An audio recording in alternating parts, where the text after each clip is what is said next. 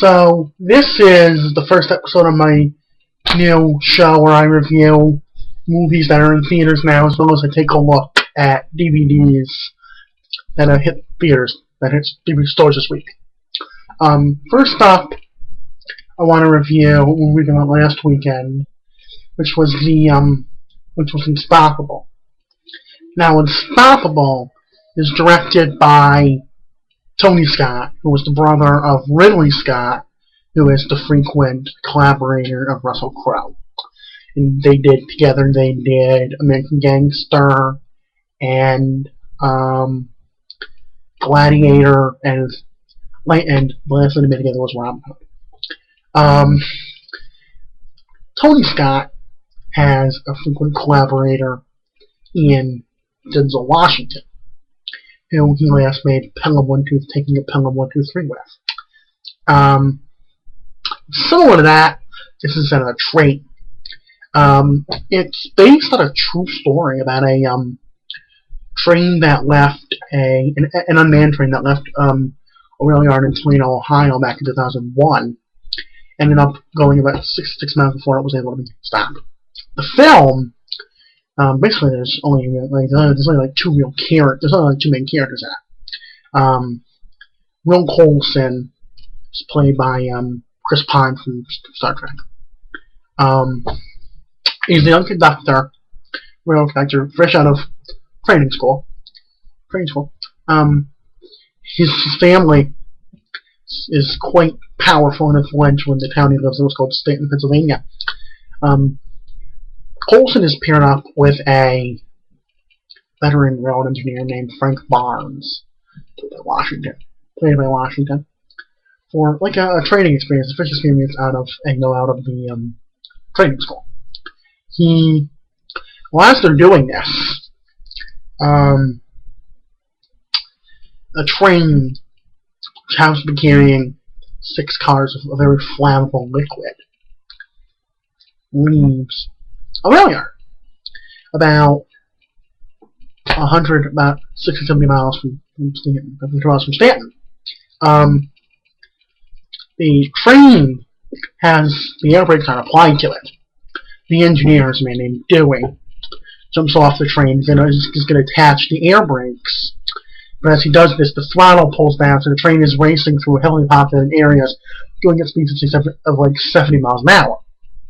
At this point, a character, Connie Hooper, who is whose name is Rosario Dawson, she's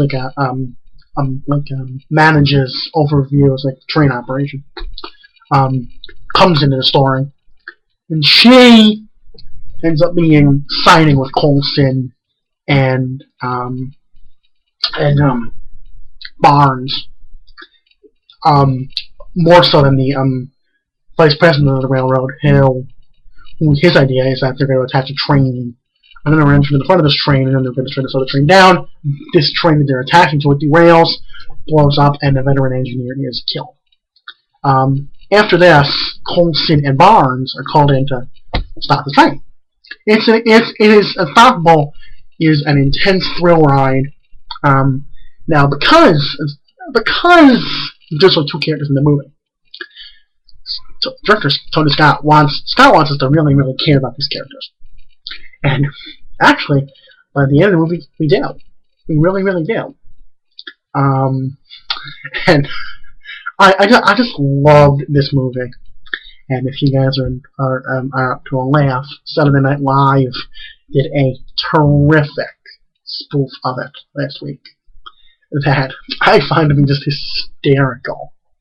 Anyway, Unstoppable was a really intense thrill ride that it builds up, like the train, it builds up speed and it can't slow down. I cannot wait to take it. Out of 10, I give it a 9.5, maybe a 10. The next movie I want to talk about is the Paul Haggis directed film in the next 3 days. Now, this is based on a foreign film. And the American version stars Russell Crowe and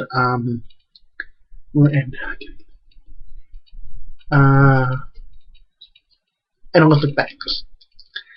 Brennan,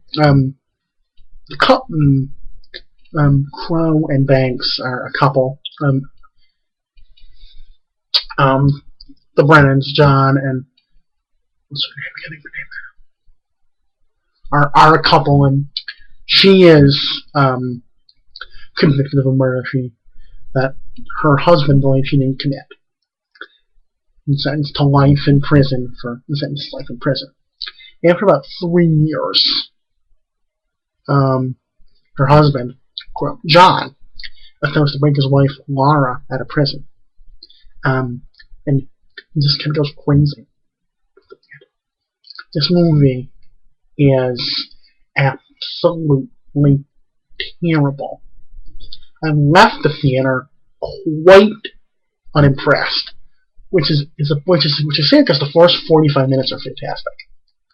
If they had made the rest of the movie as good as the first 45 minutes are, it would have been wonderful. It would have been a wonderful movie. So tune in next week where I review 3 movies.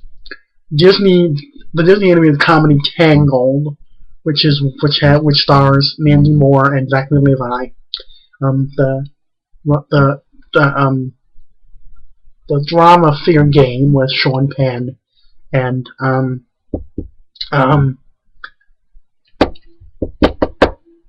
Naomi Watts, which isn't the new in theaters, but it's making its way around the country. It's only been released.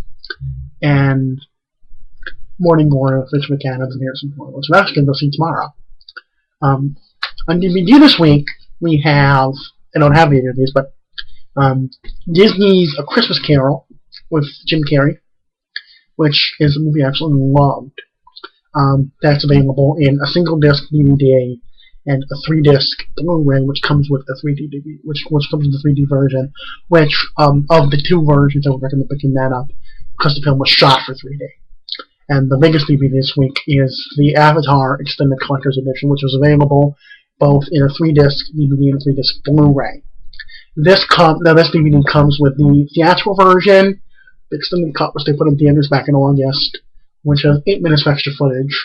Another extended cut that has 16 minutes of extra footage, and a family track that has all the version that has all the objectionable language removed.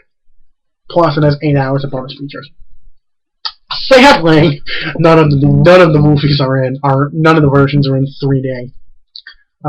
So that's it. See you guys later.